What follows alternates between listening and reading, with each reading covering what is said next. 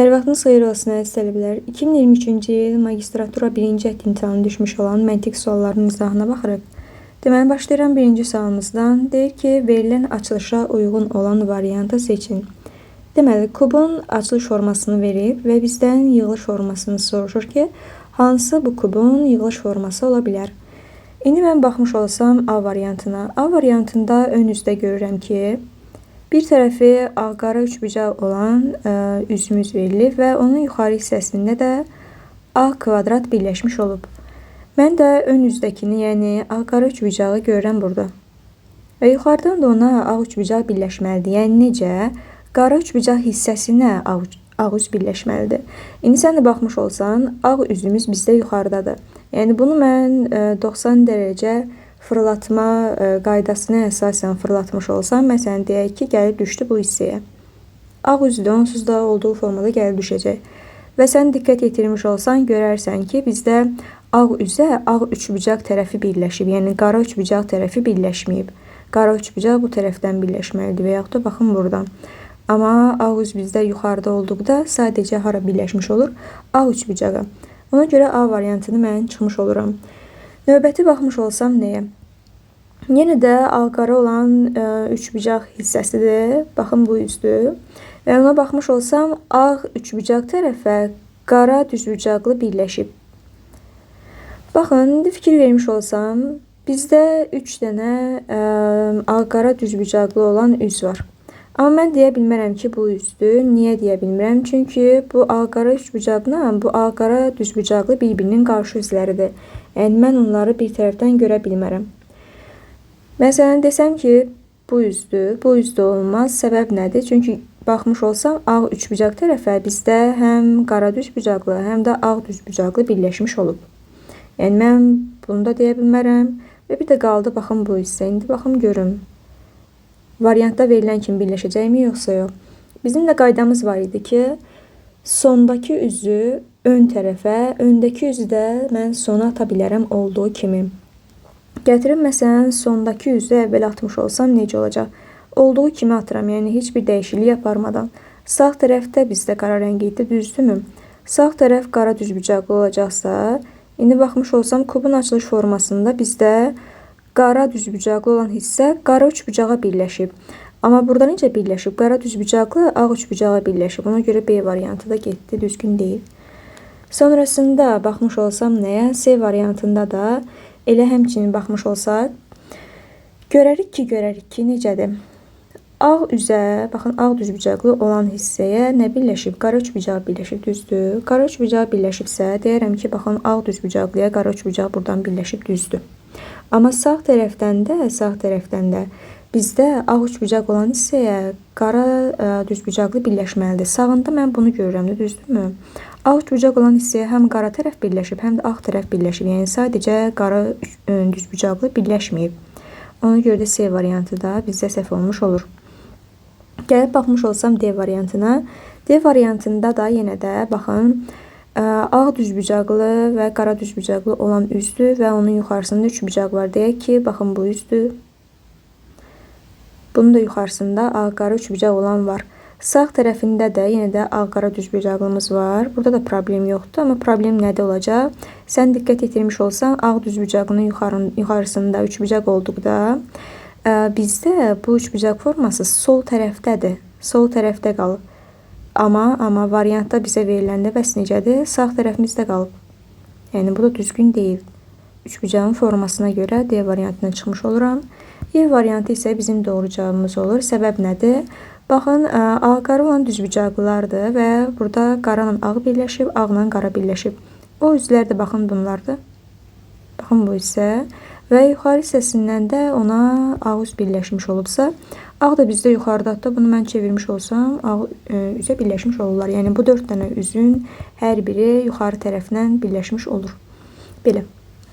Ona görə doğru cavabımız olur E variantı. İkinci suala baxmış olsam, fiqurlardır. Demək, piramida formasında olan fiqurlar görürəmsə, yuxarıdakı 2 dənəsindən aşağıdakı 1 dənəsi alınır və eyni formalı ağ-qara rəngli görürəmsə, bu hissələrə baxın, rəngli hissələrdir. Sadəcə burada yaxşı düşməyib. Qara rənglərdir bunlar və yaxud da ola bilər ki, boz rəngli olsun. Fərqi yoxdur. Ağ və digər rəngli hissədirsə, burada ağ-qara prinsipi var.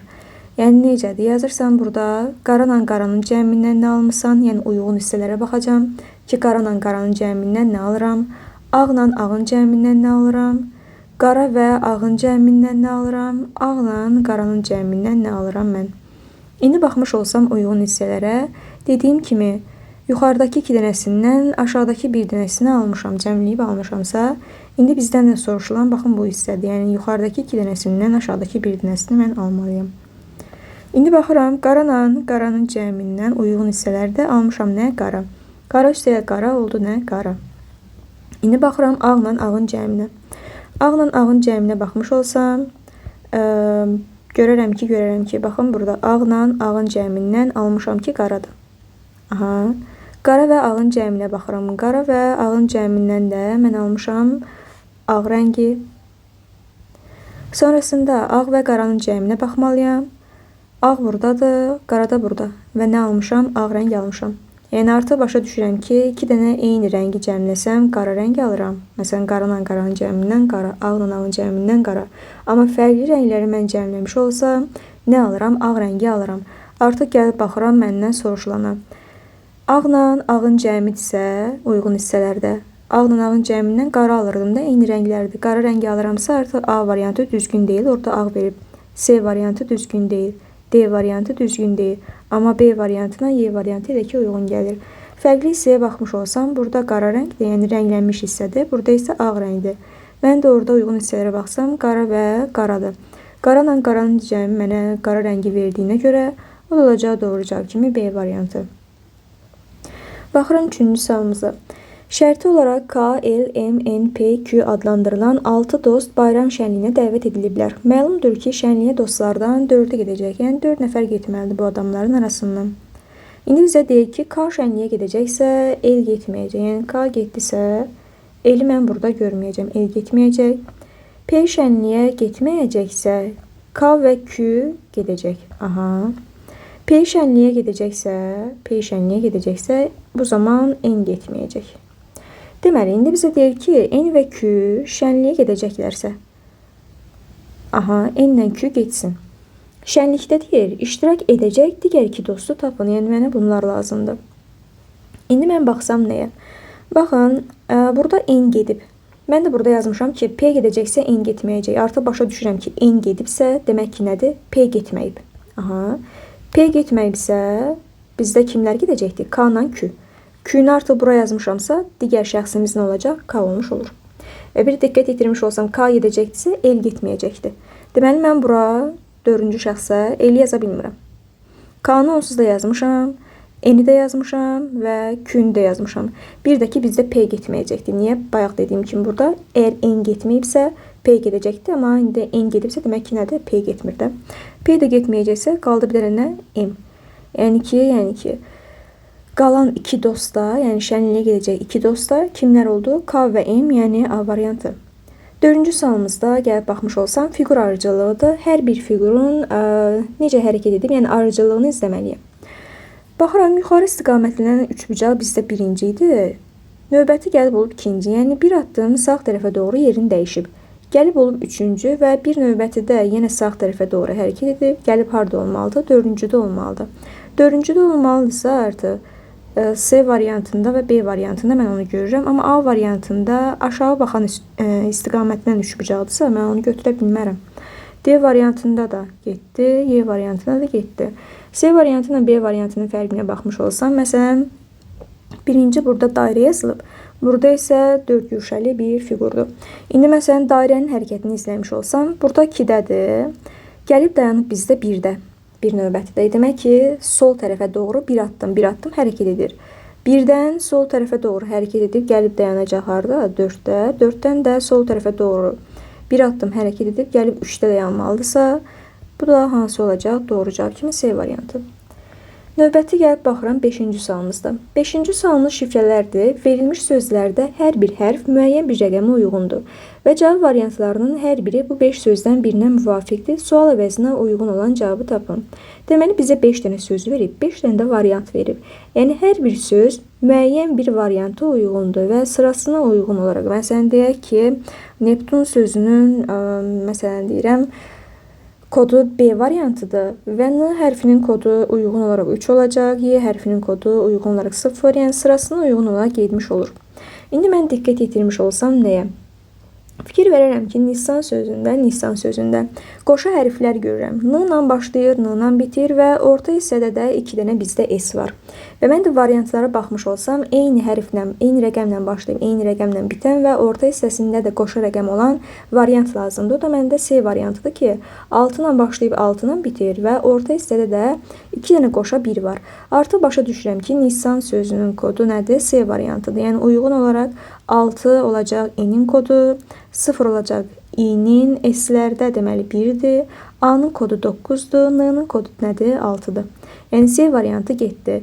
Sən artıq N-nin, I-nin, S-in, A-nın, N-nin kodunu bilirsənsə, lazım olsa gətirib hər birinə gətirib yaza bilərsən. Amma mən baxmış olsam, Platon sözü də düzdür. Platon sözündə məsələn A hərfi varsa, A hərfi də 9 idi, düzdürmü? Gətirərsən A-ya 9 yazarsan. Üçüncü rəqəmi 9 olan variantlarda bizdə bir dənə hansı var? D variantı da düzdür. Bu da sənin doğru cavab kim olacaq nə? D variantı. Yəni səndən Platon sözünü soruşur da, bir dənə A-nı tapmaqla cavabı tapırsan. Və yaxud da N-nı tapmışdan N-ya da gətirəcəkdin, 6 yazacaqdın. Yəni bu formada yavaş-yavaş hər bir sözün kodları tapılmış olur. 6-cı sualımızda 50-yə qədər olan natural ədədlərdən neçəsinin yazılışında 4 rəqəmindən istifadə olunub? Ümumiyyətlə, belə deyim, sualdan kənar 1-dən 99-a qədər istifadə olunan ədədlərdən, yəni yazılan bütün rəqəmlərdən 1-9 arasında. Yəni ki, 1-dən 99-a qədər bütün ədədlərin yazılışında 1-dən 9-a qədər, yəni 1, 2, 3, 4, 5, 6, 7, 8, 9-dan 20 dəfə istifadə olunur. Bunun səbəb nədir? Məsələn, gəlb yazaq elə 4-dən. Deyək ki, 4-dür, sonra gəlir 14, yəni 4 istifadə olunan ədədləri yazıram mən bura ki, görüm neçə dəfə 4 rəqəmini mən istifadə edirəm. 24-dür, 34-dür. Sonrası 40-lar var. 40-larda 40-dan başlayıb 49-a qədər yazacağam. 4 istifadə olunub, baxın 40, 41. Sonrası 42-dir, 43-dür. 44-ü 2 dəfə yazıram. Çünki 44 ədədindən, yəni ədədində 4 rəqəmindən 2 dəfə istifadə olunub. Sonrası 45-dir. 46, 47, 48, 49. Növbəti 54, 64-dür, 74, 84 və 94. Fikir vermiş olsam, burada nə qədərdir? 20 dəfə 4 rəqəmindən istifadə edib. Amma bizdə nə soruşur? Cümləni diqqətlə oxumaq lazımdır.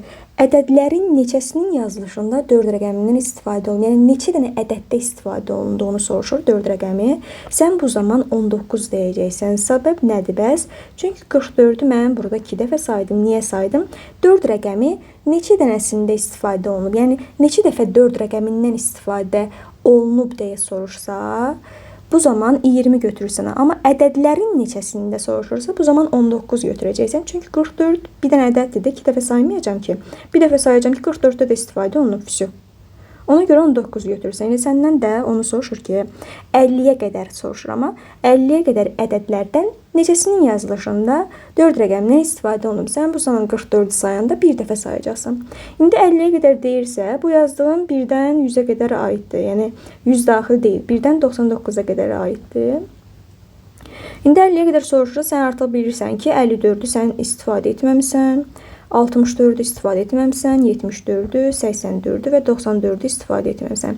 Yəni, bu 5 dənə rəqəmi istifadə etməmsənsə, ümumi 19-dan 5-i çıxacaqsan, yerdə qalan da istifadə etmirsən. Yəni, 14 dənəsində istifadə etmirsənsə, doğru cavabın olacaq A variantı.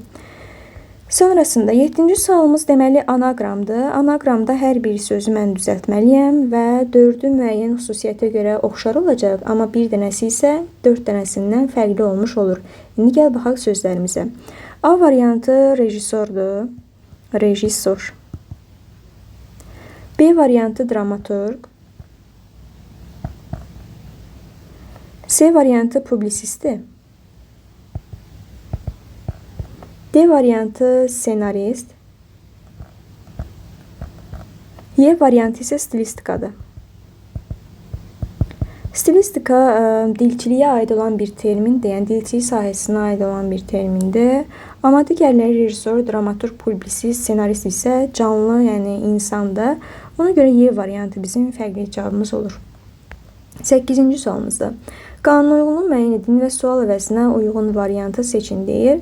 Yenə də mən baxmış olsam, eyni tipdə fiqurlardırsa, eyni formalı fiqurlardırsa və ağ-qara rənglidirsə, üstəlik burada plus da yazılıb. Yəni sən artıq bilirsən ki, ağ-qara üsulu, ağ-qara prinsipini burada tətbiq etməlisən. Yəni 1 ilə 2-ni cəmləməlisən və 3-cüyə yazmalısan. İndi sən baxmış olsan, yenə də yazırsan, ağ üstə gəl ağdan nə almısan, qara üstə gəl qaradan nə almısan, ağ üstə gəl qara nədir və qara üstə gəl ağ nədir. İndi mən baxıram bunlara. Baxmış olsam, ağla ağın cəmindən uyğun hissələrə baxıram, nə alıram? Qara rəng almışam, düzdür. Qara və qaranın cəminə baxıram. Qara ilə qaranın cəmi, baxın, burada var. İkincidə. Qara ilə qaranın cəmindən nə almısan? Ağ rəng almısan. Sonrası, ağla qaranın cəmindən baxıram mən. Ağ və qaranın cəmi, baxın, buradadır. Almışam ağ rəngi. Qara və ağın cəminə baxmış olsam, almışam ağ rəngi. Deməli, mən artıq başa düşdüm ki, sadəcə ağla ağı cəmlədikdə qara alıram, qalan digər bütün hallarda isə cəmlərimiz nə olacaq? Ağ olmuş olur. İndi baxsam, məsələn, bu hissələr görürəm ki, ağ rəngdədir. Yəni, bu 2 dənə ağı cəmləmiş olsam, onlar bizdə qara olmalıdırsa, A variantı demək ki, nədir? Səhvdir. C variantı demək ki, nədir? Səhvdir. Amma D variantı, B variantında ki, problem yoxdur. Sonra bu hissələr də ağdır və bu ikisi də ağdırsa, bunlar da qara olmalıdır. D variantı, Y variantında problem yoxdur. Amma diqqət yetirmiş olsan nəyə? Bura ağdır, bura qaradırsa, ağla qaranın cəmi bizdə ağ olmalıdır. Ağ olmalıdırsa, D variantında qara yazılıb, D variantı getdi. B ilə Y-nin fərqinə baxmış olsam, baxın buradadır. Gəlib yoxlasam, qaranla ağın cəmidir. Qaranla ağın cəmindən də mən ağ rəng alırdım, düzdür. Ağ almalıydımsa Y variantı səhvdir. Doğru cavabımız olur B variantı. 9-cu sualımızda. Deməli, yenə analogiyadır və bizə söz verilib. Və bu sözə uyğun olaraq biz də variantı tapmalıyıq. Arıcılığı da mütləq şəkildə nəzərə almalıyıq. Əgər 3 dənə söz verilibsə bizdən, bu 3 dənə sözdən biz cümlə düzəltməliyik. Həşərat kəpənək bığcıq verir. Nə başa düşərəm? Bunlar arasında nə kimi əlaqə var? Kəpənək həşəratdır və kəpənəyin bığcığı var. Düzdür? Cümlə düzəldirik. Cib xələt deyil. Getdi. Qab boşqab deyil. Boşqab qabdır. Belə deyim. Yəni ki, arıcılıq səhv verilib burada. Kostyum geyimdir. Aha, bu düz. Və kostyumun nəyi var? Düyməsi var. C variantının düzgün cavabı olmuş olur. Yəni ki, sol tərəfdə ümumi bir anlayışdır. Kəpənək isə xüsusi bir anlayışdır. Kəpənək həşərata aiddir. Burada kostyum geyim aiddir, düzdür. Qıfıl qapı düzgün deyil. D variantı getdi. Zinət muncuq deyil. Ona görə də Y variantı deyil. Y variantı getmiş olur. Gəlib baxıram mən 10-cu sualımıza. 10-cu sualımız deməli qeyri-aşkar mövzusuna aid olan sualımızdır. 6 ilə 2-dən 64 almışam. 64 görən kimi mənim yadıma düşür ya kvadratik ədəddir bu, 8-in kvadratı ya da kubik ədəddir, 4-ün kubu. İndi fikirləşirəm ki, 6 ilə 2-ni cəmləsəm elə 8 alıram, həmçinin 6-dan 2 çıxsam 4 də alıram. Yəni ya cəmləmişəm, kvadrata yüksəltmişəm ya da çıxmışam, kuba yüksəltmişəm. Hələ ki tələsmirəm, bu qalsın. Gəlib baxıram ikinciyə. İkinci isə kvadrat operatorudur. Kvadrat operatoru isə demək ki, fərqli bir funksiyanı yerinə yetirmiş olacaq da dairə operatorundan düzdür. İndi gəl baxım görüm kvadrat operatoru nə işi görüb. 14-dən 11-dən 9 almışam. 9 da kvadratik bir ədəddir, yəni 3-ün kvadratı yadıma düşür baxan kimi. 14-dən 11 böyük ədəddir, 9 isə onlardan kiçikdir. İndi fikirləşirəm ki, böyüklərdən necə kiçik ala bilərəm. Deyərəm ki, 14-dən 11-i çıxaram. 14-dən 11-i çıxaram. Və kvadrata yüksəltmiş olsam, onlar nə? 9. Yəni 14-dən 11-i çıxsam 3-dür və 3-ün də kvadratı nədir? 9-dur. Yəni artıq başa düşdüm ki, kvadrat operatoru nə edir? Çıxır və kvadrata yüksəldir. İndi gəlib burada yoxlayıram. Burada dairə operatoru da var. İlk öncə yoxlayıram ki, dairə operatoru deyək ki, 6-nın üzərinə 2-ni gəlir və kvadrata yüksəldir, 64 alır. İndi gəlib yoxlasam, 8 ilə 6-nın cəmi Kvadrata yüksəltməliyəm. 800 deyil 6 14-dür. 14-ün kvadratı alındı, düzdür? İkinci mötərizəmizin daxilində kvadrat operatoru var. Kvadrat operatoru nə edirdi? Çıxıb kvadrata yüksəldirdi. 1-dən 4-ü çıxıram. 1-dir və 1-in kvadratı. İndi burada orta hissədə də kvadrat operatorunu da yaddan çıxarmıram. İndi baxım görüm bundan mən 49 ala bilirəmmi yoxsa yox. Bu da oldu 1-in kvadratı. Yine kvadrat operatorudur. Sol tərəf 14-dür, sağ tərəf isə nədir? 1-dir. 14-ün kvadratıdır 196. 1-in kvadratı da 1-dir və bunları çıxmalıyım da mən buradan, düzdürmü? Və kvadrata yüksəltməliyim en sonda. 49 almalıyım. Baxım görüm 49 ala bilirəm yoxsa yox. 196-dan mən 1-i çıxsam 195-dir və mənə 195-in kvadratı 49-u verirmi? Yox. Demək ki, bu səhvdir. Yəni cəmin kvadratı deyilmiş. İndi gəlib yoxlayıram fərqin kubunu. Yəni mən 6-dan 2-ni çıxıram. Olur 4 və 4-ü kuba yüksəldirəm. Olur nə? 64, düzdür. İndi gəlib yoxlamış olsam burada çıxıram və nə edirəm? Kuba yüksəldirəm. 8-dən 6-nı çıxıb kuba yüksəltsəm 2-nin kubu. Kvadrat operatorunu ortada yaddan çıxarmıram. 5-lə 4-dür. 5-dən 4-ü çıxıram və kvadrata yüksəldirəm. 1-in kvadratı olacaq 1. Bərabərdir nəyə? 49-a. Düzdür. İndi baxmış olsam 2-nin kubu 8-dir və buradan çıxmalıyam nəyi? 1-in kvadratını, yəni 1-i və kvadrata yüksəltməliyəm. 8 çıxılsın 1 7-dir. 7-nin kvadratı olur 49. Yəni demək ki, bu düzgündür. Yəni dairə operatorumuz nə iş görür? Çıxır və kuba yüksəldir. İndi gəlib baxmalıyam bizdən soruşulana. 12-dən 9-u çıxıram. Bunları silim. 12-dən 9-u çıxaram və kuba yüksəltməliyəmsə 12 çıxılsın 9-umuz olacaq 3. 3-ün kvadratı kubu. Aha, sonrasında kvadrat operatorumuz var. İkinci mötərizəyə baxıram. İkinci mötərizədə də çıxılsın və kvadrata yüksəltsin deməkdir. Yəni 9-dan 4-ü çıxacam 5-dir və 5-i kvadrata yüksəltməliyəm. İndi sonrasında kvadrat operatoru da nə edirdi? Çıxırdı və kvadrata yüksəldirdi, düzdür. 3-ün kubu 27-dir. 5-in kvadratı da 25-dir və bunları çıxıb kvadrata yüksəltməliyəmsə 27 çıxılsın 25, 2-dir. 2-ni kvadrata yüksəlt, olacaq nə? 4, yəni C variantı. 11-ci sualımızda. Deyir ki, kitab mağazasında bir rəfdə 1-dən 7-yə qədər nömrələnmiş yerlərə 3 dənə cəbir. 3 cəbir kitabı. Növbəti 2 coğrafiya. 2 tarix. Deyir, aşağıdakı şərtlərə görə düzülməlidir. İndi deyir, coğrafiya kitabları yanaşı düzülməlidir.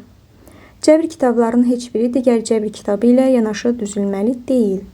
İndi baxmış olsam, 1-dən 7-yə qədər ədədlərimiz deməli 1, 2, 3, 4, 5, 6 və 7. İndi baxsam, 1, 2, 3, 4, 5, 6, 7-dir. Mən bura kitabları elə düzməliyəm ki, cəbr kitabları yanaşı olmasın, coğrafiya kitabları yanaşı olsun. Və səndən də deyir ki, 7-ci yerə tarix kitabı qoyularsa, indi deyir cəbr kitabları neçənci yerlərə qoyula bilər. İndi baxmış olsam, 2 dənə coğrafiyanı mən yanaşı yazacağımsa, coğrafiya kitablarını gətirib mən 5 ilə 6-ya deyə bilmərəm. Yəni kənarlara qoya bilmərəm. Səbəb nədir? Çünki bizim 3 dənə cəbr kitabımız var. Cəbri məsələn 1-in 1-ə yazdım. Yanaşı olmasın deyə 1-in 3-ə yazdımsa, bəs digərini hara yazacağım? Məcburam ya 4-ə yazım, ya da 2-yə yazım. Ona görə də bunlar yanaşı olacaqlar. Artıq başa düşürəm ki, mən coğrafiya kitablarını 5 və 6-ya yaza bilmərəm. Həmçinin 1 ilə 2-yə də yazsam, eyni tema baş verəcək. Yəni burada coğrafiya yazmış olsam, məsələn cəbri 3-ə yazıram, 5-ə də cəbri yazıram, 6-la 4-ə yəni cəbri yazmaq məcburiyyətində qalmış olurum. Ona görə də mən bu coğrafiya kitablarını deyərəm ki, gətirim yazım 2 ilə 3-ə, çünki 1 boş qalsın deyə, 1 boş qalsın, mən də bura cəbri yazım. Cəbrin birini də 4-ə yazaram. Da 5-ə də yaza bilmədiyimə görə cəbrin birini hara yazaram, 6-ya yazaram, boş qalan yerə də tarixi gətirib yazaram. Cəbr kitabları 1, 4, 6-da oldu birinci versiya kimi.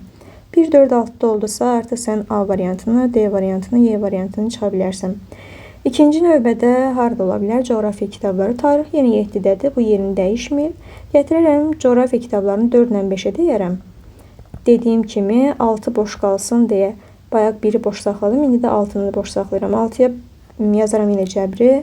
Sonra 3-ə də bir dənə cəbri yazaram. Bir də 1-ə də cəbri yazsam, ikinci yer boş qalır, o da tarixin olur. Cəbr kitabları harda oldu? 1-də, 3-də və 6-da. 1, 3, 6-dırsa o da olacaq doğru cavab kimi C variantı. 12-ci sualımızda 12-ci sualımızda sağ və sol tərəfə istiqamətlənən oxlar görürüksə, bu zaman nə olur?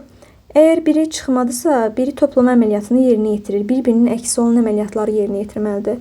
Biri vurmanı yerinə yetirirsə, digəri isə bölmə əməliyyatını yerinə yetirməlidir. İndi sən baxmış olsan nəyə? Fikir verirəm ki, və bir də arıcılı kimi baxmalı deyilik. Yəni, mən 4-dən 1 almıram. 4-lə 1-i bir yerdə istifadə edirəm. Yəni, 4-lə 1-dən bir əməliyyat almalıyam. Məsələn, fikirləşsəm, 4-ü bölməni istifadə edə bilərəmmi? Fikirləşim 4 1-ə bölünür, amma 8 5-ə bölünə bilən ədəd deyil. Hamısı bir-birinə bölünməlidir. Yəni, sol tərəfə bölmə deyirəmsə, 8 5-ə bölünməlidir. Bölünmürsə, demək ki, bölmə deyil. Vurma da yazsam, 5 vurulsun 8, 40 olur. 40 sonra 1-ə bölsəm, yenə 40. 40-ı 4-ə bölsəm 10, onu ona vursam 100 olur. Yəni, böyük bir ədəddir, olmaz. Yəni, gəlib ona çatmır da, düzdür. Demək ki, ya toplama olacaq, ya da çıxma olacaq. İndi bilmirəm ki, sol tərəfə baxanda birinci toplamadan başlayım, yoxsa çıxmadan başlayım. Fikir versəm, birinci rəqəmlərimiz, yəni baxın, birinci ədədlərimiz ikincilərdən daha böyükdür.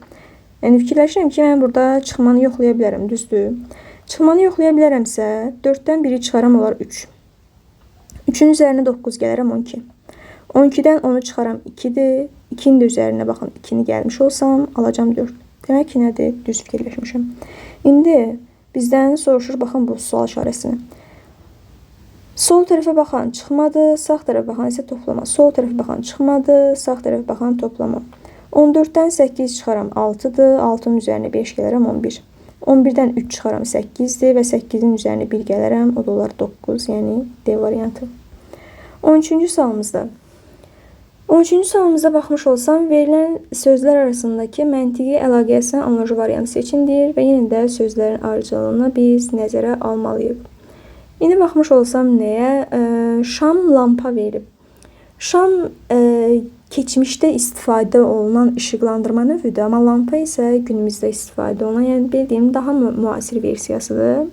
A variantında da məsələn ox mərmi, bu da mərmi də oxun belə deyim, daha belə müasir formasıdır. Ona görə də A variantı bizim doğru cavabımız olmuş olur. 14-cü sualımızda fiqurların birləşdirilməsidir, yəni fiqur tamamlamadır. İndi baxmış olsam, 1 ilə 2-ni mən cəmləməliyəm və bərabərliyin sonunda alınan fiqur bərabərliyin sağında da alınmalıdırsa, gəlib indi ya 1-i 2-nin üzərində çəkərəm, ya da 2-ni 1-in üzərində çəkərəm. Məsələn, bu V formasında olanı gətirib 1-in üzərini çəkmiş olsam, mən belə bir fiqur aldım, düzdür. İndi bərabərliyin sonundakını bərabərliyin sağında da mən çəkməliyim. Yəni, bu fiqur bərabərliyin sağında da olmalıdır. İndi baxacam ki, hansı hissə bizdə yoxdur. Məsələn, bu xəttimiz varsa sol tərəfdə, bizdə də bu olmalıdır, düzdür. Və bir də bu xətt varsa, burada da olmalıdır. Bu da olmalıdırsa, doğru cavabımız nə olur? Y variantı olmuş olur. Növbəti, baxıram 15-ci sualımıza. 7 nəfərdən müxtəlif tərkibdə neçə cür 5 nəfərlik qrup yaratmaq olar? 7 nəfərin daxilindən sən 5 nəfəri seçib qrup yaradırsansa, seçmək nədir? Kombinezondur. Yəni, kombinezonla yazılır. Kombinezon 7-dən 5. Bu da olacaq 7 faktorial bölünsün, 5 faktorial vurulsun, 7 çıxılsın, 5 faktorial. Yəni, kombinezonun düsturu belə idi. Kombinezon n-dən k bərabərdir. N faktorialı bölürdük k faktoriala və vururduq n çıxılsın k faktoriala. Baxın belə. İndi mən də bunu hesablamış olsam, 7 faktorialla 5 faktorial ixtisar gedəcək. Yəni, 7 faktorialın daxilində 5 faktorial var da. 5-ə qədər çıxmış olsam, yuxarıda qalır 6 vurulsun 7. Yuxarıda 6 vur 7 qaldı, aşağıda da 7 çıxılsın 5, 2 faktorialdır. Yəni, 1 vurulsun 2 qaldı. 6 vur 7, 42-dir. 42-ni də 2-yə bölmüş olsam, olacaq 21. Yəni, doğru cavabımız olur Y variantı. Növbəti, baxıram 16-cı sualımıza. 16-cı suala baxmış olsam, fiquru müəyyən istiqamətdə fırladıb. İndi baxım görüm hansı istiqamətdə fırladıbsa, mən də bu fiquru o istiqamətdə fırlatmalıyım. Yəni, sadəcə bu hissəyə bir dənə fikir versəm, görürəm ki, belə açıq hissəsi sol tərəfə baxır, sol aşağı.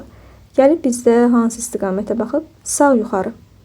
Yəni, mən artıq bunu 180 dərəcə fikirləşirəm ki, Çevirmişəm saat əqrəbinin istiqamətini. Fərqi yox, saat əqrəbinin əksi istiqamətində fırlada bilərsən. Yəni 180 dərəcə fırlatmaq fərqi yoxdur. Saat əqrəbi istiqamətində və yaxud da saat əqrəbinin əksi istiqamətində eyni formaya gəlib düşür. İndi deyək ki, saat əqrəbinin istiqamətində fırlatmışam. Gəlib baxın bu formaya düşüb. Onsuz sən bu xətti hansı formaya fırlatmış olsan, digər hissəsi də, yəni bu da onunla eyni formada fırlanır. Yəni sən sadəcə xəttin istiqamətinə baxmış olsan, cavab taparsan. İndi baxıram. Baxın bu xətt belədir. Və açıq hissəsi aşağı istiqamətlənibsə, bizdə bunu 180 dərəcə fırlatmış olsa, açıq hissəsi gəlib yuxarı baxmalıdır. Baxın belə. Açıq hissəsi yuxarı baxmalıdırsa, o da sadəcə B variantında düzdür. Baxın belə bu formadadır. Doğru cavabımız olur nə? B variantı.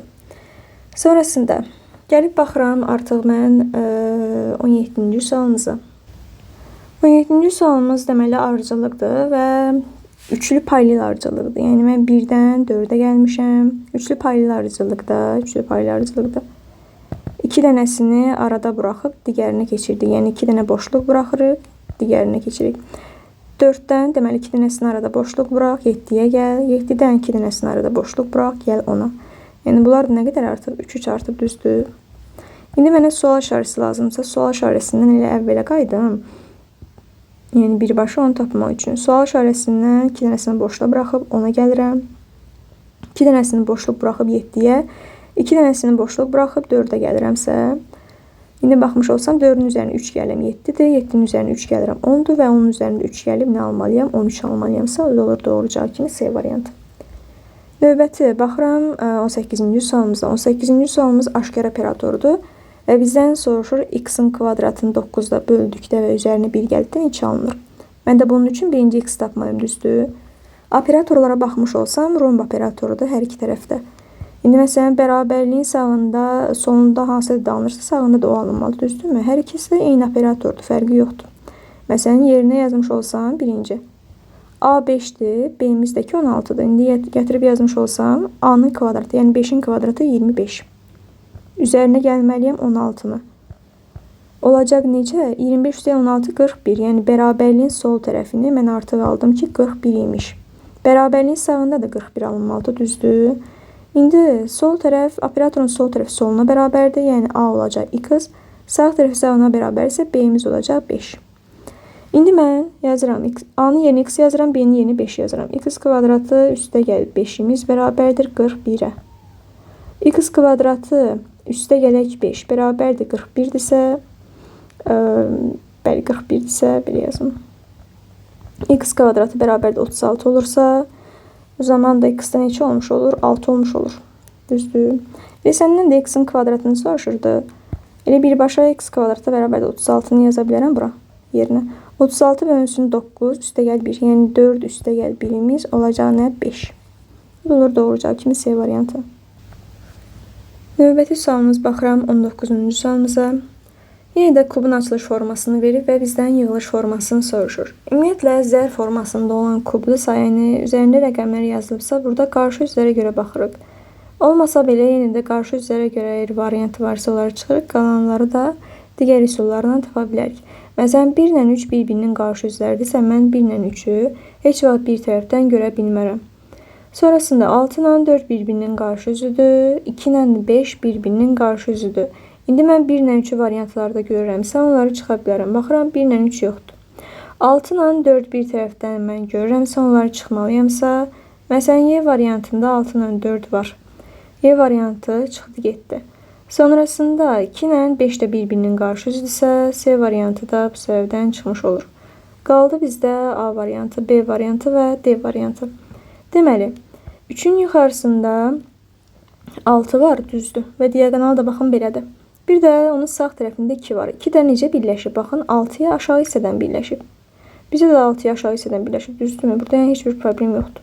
Və yaxud da 3 ilə 2-nin birləşmə formasına baxmış olsam, necə baxaram? Sol tərəfdən tutub sağa doğru bunu fırlatmalıyam, düzdürmü? 2-nin aşağısında görmək üçün. Gəlib baxın, belə düşəcək. Yəni, üçbucaq formasında birləşib 2 ilə 3 bir-birinə. A variantı ilə sənin düzgün cavabın olur. Bəs digərlərinə baxmış olsam, niyə səhvdir? Çünki 6 nöqtənin yuxarısında 3 var. Lap deyək ki, buradan belə baxdım. 6 nöqtənin yuxarısında 3 var. Amma bizim elə baxmış olsam, sağımızda 2 olmayacaq. Yuxarıdan baxanda solumuzda gəlib düşür bu. Yəni orientasiyanı lap gəlib tətbiq edək. 6-dan 3-ə sonra 2-yə gedirəm, düzdür? Saat əqrəbi istiqamətində. Sonrasında 6-dan 3-ə sonra 2-yə getdikdə burada saat əqrəbinin əksi istiqaməti olur deyə istiqamətlər səhvdir. Ona görə B variantı səhv olmuş olur. Və yaxud da bayaq dediyim kimi 3 ilə 2 bir-birinə necə birləşiblər? Baxın belə üçbucaq formasındadır. Amma burada üçbucaq formasında birləşmir. B variantı çıxdı 7. Gəlib baxırsan D variantına. D variantında 2-dir. 2-nin yuxarısında 1 var. Məsələn, 1-i fırladaq deyək ki, gəlib bura düşdüsə, 2-nin yuxarısında 1 var, düzdür. Amma bizim sağ tərəfimizdə 6-da, yəni sol tərəfimizdə deyil. Ona görə D variantı da düzgün deyil. A variantı sənin doğru cavabın olmuş olur. Gəlib baxıram 20-ci suala. Xəyali kəsiklərdir. Baxmış olsam kvadrat formasında olan vərəqi birinci aşağıdan yuxarı doğru qatlayıb və ondan sonra isə sağdan sola doğru bunu qatlamış olub. İndi baxmış olsam necədir bəs? Mən bunu sol tərəfdən qatladığım istiqamətdə əksini açmalıyam. Sol tərəfdən sağa doğru bunu açmalıyamsa, güzgü əksləri burada ödənməlidir. Ödənməlidirsə, baxın burada da üçbucağı çəkirəm. Sonrasında burada mən üçbucağı çəkmiş olsam, variantlara bir dənə baxıram. Variantlara baxmış olsam. Məsələn, C variantında bu hissədə mən heç nə görmürəm, getdi. B variantında burada üçbucağı yoxdur, getdi. A variantında üçbucaq əslində burada olmalıydı, o da getdi. Y variantında da baxmış olsam nəyə? Y-də problem yoxdur, amma D variantında bu üçbucaq əslində yuxarıda yox, aşağı istiqamətdə olmalıdır. Yəni variantlara baxaraq da cavab tapmaq olur. Belə. Sonrasında 21-ci sual. 21-ci sual şeir poeziya janrında yazılır, yəni poeziya növündədir. Hekayə də nəsr formasında yazılmış olur. D variantı sənin doğru cavabın olur. 22-ci sualımızda bir bitkinin əkildikdən sonra böyüməsi qrafiki göstərilmişdi. Əkilən zaman bitkinin hündürlüyü neçə santimetr olmuşdu? Baxın, hündürlüyü burada göstərib bizdə Y oxunda. Zaman həftən, yəni böyüməsi müddətini də X oxunda göstərib bizdə. İndi baxmış olsam, baxın, uzunluğu müəyyən uzunluqda olub. Yəni sıfırdan başlamayıb da, hər hansısa bir X-dan başlayıb və X-dan müəyyən müddət sonra keçib, yəni 3 həftə keçib, gəlib olub 19. 3-cü həftədən 6-cı həftəyə keçən zaman müddəti də, yəni 3 həftədir və sən də görürsən ki, 19 santimetrdən böyüyüb gəlib olub 31 santimetr. Yəni nə qədər artıb bu? 12 santimetr. 12 santimetr demək ki, 3 həftəyə artıbsa, indi yenə buradan da keçən zaman 3 həftə düzdür. Bəs 3 həftəyə yenə nə qədər artmış olur? 12 santimetr artmış olur da, düzdürmü? Yəni X-in üzərinə 12 gəlib 19 almışsansa, X-dən 2 olmalıdır, 7 olmalıdır ki, 7 olub bu müəyyən əkilən zaman 12 santimetr artıb gəlib 19 olub, düzdür. Dolayıca doğru cavab kimi D variantı. 23-cü sualımızda X şərtində tərcümə və bizdən soruşur ki, o səni eşidir, nə olmalıdır? İndi baxmış olsam, eşidir sözünün indi kodunu axtarsam, uyğun olaraq onun kodu əvvəldədir, onlarının kodu ortadadır, eşidirin də kodu mən sonda axtarmalıyam. Eşidir, eşidirəm sözlərinin kodları eynidir. Yəni mənsubiyyət şəkilçisi sözdə heç bir dəyişiklik yaratmır. Sonu nə ilə bitirir? Ramadan bitirsə, sən də bunu ramadan bitirməlisən. Ramadan bitən B variantı getdi, A variantı getdi, D variantı, C variantı, Y variantı ki qalsın. O ilə başlayırsa, o ilə başlayan bizdə nələr var? Baxın, U ilə başlayıblar, düzdür. Deməli, U ilə başlayan variant götürməliyəm. D variantı getdi. Bir də orta hissədə mən sənin kodunu tapmalıyamsa, sənin də nə olar? Zo olar da, düzdür. Bu da baxın C variantına. U, zo, rama. C variantı bizim doğru cavabımız olur. 24-cü sualda. Elm, riyaziyyat. Elmin bir növü riyaziyyatdır. Yəni, riyaziyyat nədir? Elmdir. Nəşrin növü də olacaq jurnal. Yəni, jurnaldır, nə bilim, qəzetdir, kitabdır,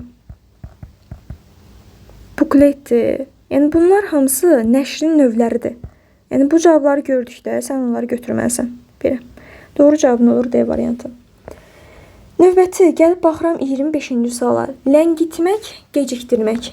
Ləngitmək, gecikdirmək elə oxşar mənalı sözlərdir, yaxın mənalı sözlərdir. Ləngitmək, gecikdirmək. Kimisə ləngidirsən, kimisə gecikdirirsən. Bərpa etmək də təmir etməkdir. Yəni bunlar da yaxın mənalı sözlər olmuş olur. D variantı sənin doğru cavabın olur belə.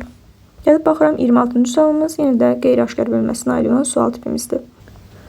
Bu sualda əslində sıfır hissəsində biraz problem var. Yəni necə? Məsələn 56-nı 7-yə bölürük biz normalda. Yəni sol tərəfi sağa bölməliyəm, olur 8 və 8-dən 1-i çıxaram, olacaq neçə? 7. 45 ilə 9-dur. 45-i bölürəm 9-a, olur 5 və 5-dən 1-i çıxmalıyam, olmalıdır 4. Aha. Amma yəni sıfırda biraz problem olur orada. Çünki sıfıra sıfıra bölsəm sıfırdır, amma sıfırdan yine 1 çıxmaq teması sıfır biraz problem yaradır orada, belə deyim. Gəlib baxıram indi 18 və 3-ə. 18-i bölməliyəm 3-ə 6-dır və 6-dan da 1-i çıxaram, olacaq neçə? 5. Yəni doğru cavabımız olur B variantı. 27-ci sualımızda ABCD kvadratın təpələri mərkəzi O nöqtəsi radiusu 8 cm olan çevrənin üzərindədir. Rənglənmiş hissənin sahəsini tapın deyir. Rənglənmiş hissənin mən sahəsini tapmalıyımsa, baxın budur. İndi baxmış olsam, bunları belə bölürəm. Hər birinin radiusu 8 cm-də düzdür. Yəni mən bu kvadratın daxilində, ABCD kvadratının daxilində 3 dənə rənglənmiş hissə görürəm. Yəni 3 dənə üçbucaq görürəm. Mən bu üçbucağın sahəsini tapa bilərəm, düzdürmü? Üçbucağın sahəsi necədir? S bərabərdir A vur B bölü 2. Yəni sən 8-i 8-ə vuracaqsan 64 və 2-yə də bölmüş olsan 32. Yəni burada hər bir üçbucağın sahəsi nə oldu? 32 oldu. 32. Rənglənmiş hissənin sahəsini soruşurdu bizdən, düzdürmü? 3 dənə 32 də olacaq 96. Yəni C variantı sənin doğru cavabın olmuş olur. Baxın belə. Deyir ki 6 şamın və 3 kibritin birlikdə qiyməti 1.5 manatdır. 9 kibritin və 3 şamın birlikdə qiyməti də həmin məbləğə bərabərdir. 100 şam almaq üçün neçə manat pul lazımdır? İndi mən baxmış olsam 6 dənə şamdır, 3 dənə isə kibritdir. Birlikdə qiymətləri olsun 1.5 manat yazıram. Deyək ki şamın qiyməti Ş qəpiyyədir. Belə deyim, Ş hərfindən işarə edirəm. Kibriti də K hərfi ilə işarə edirəm. Yəni deyək ki K qəpiyyədir, düzdür.